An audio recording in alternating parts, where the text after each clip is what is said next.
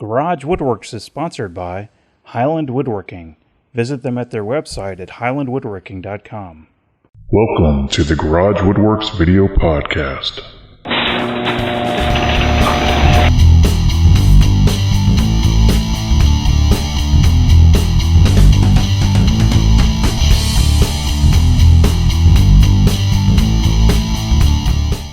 Hi, this is Brian Grohl of Garage Woodworks. In this video I'm going to be making a Greene and Greene style picture frame, and you can find the dimensions for the picture frame and a CAD drawing at my website if you'd like to make your own.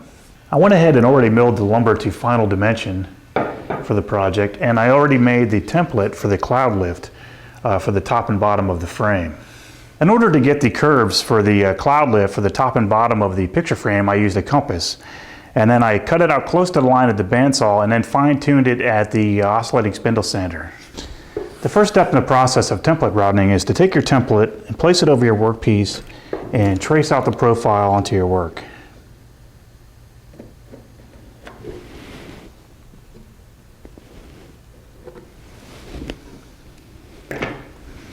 The next step of the process is to go to your bandsaw and cut close to the line that you created with your template.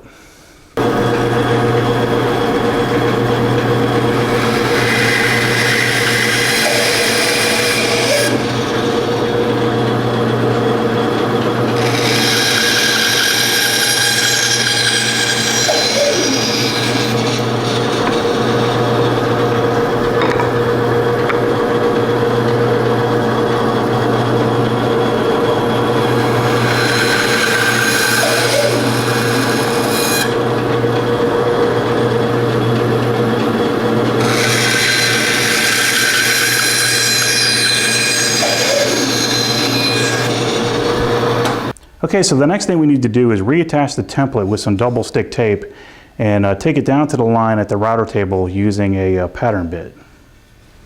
In order to attach the template to the workpiece, we're going to use some double-sided tape. In this case, it's actually some carpet tape, and it does a really good job of holding the template onto your workpiece.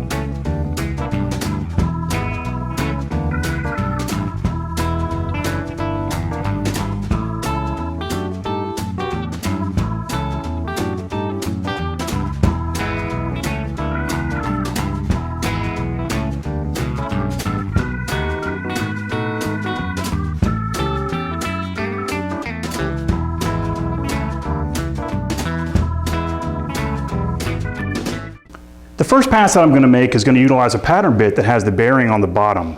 But this is the only pattern bit that I own, and the diameter of this bit is a little bit too large, and the radius for the pattern is a little bit too tight. So I might have to make a cleanup pass with the smaller diameter flush trim bit.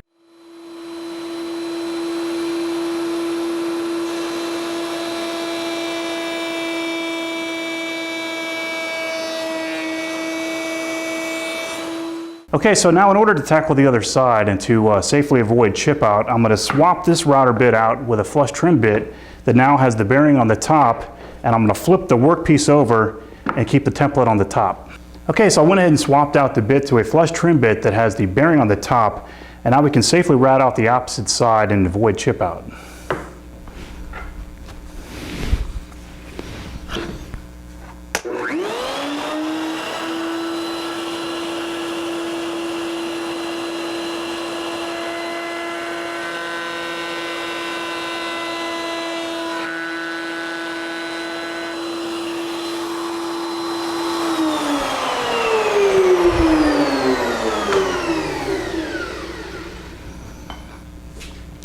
Not too bad, just a little bit of router burn, and we can clean that up with some sandpaper.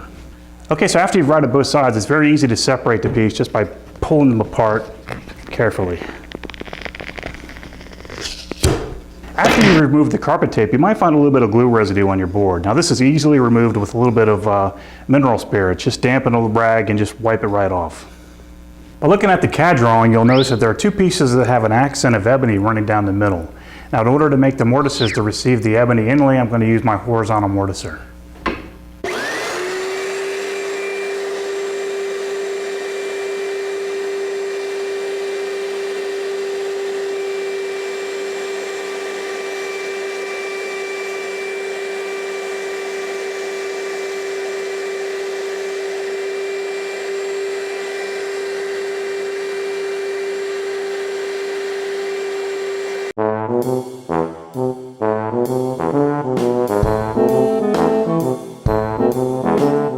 Well, the horizontal mortise did a really nice job of making the mortises for the ebony inlay on these two pieces. You can see nice crisp mortises for the ebony inlay. All I have left to do now is square out the ends with an 1/8 inch wide chisel, and this will be ready for the inlay.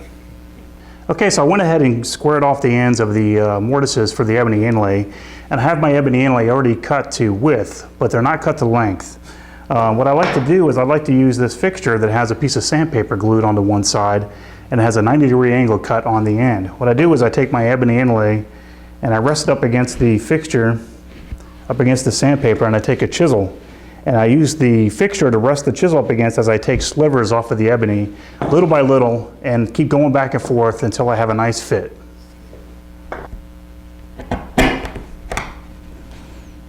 Okay, I finished inlaying both pieces with ebony. Now in order to flush the ebony down to the surface of the cherry, I'm going to use a block plane.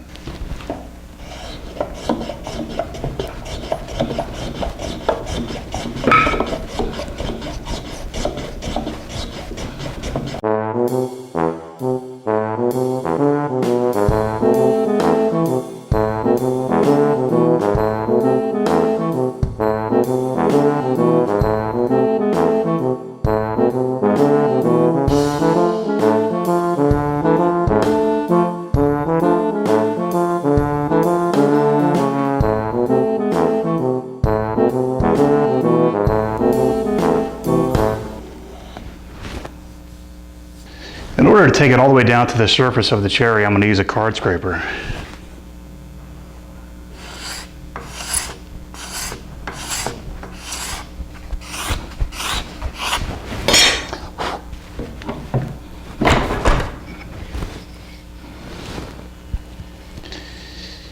Not too bad.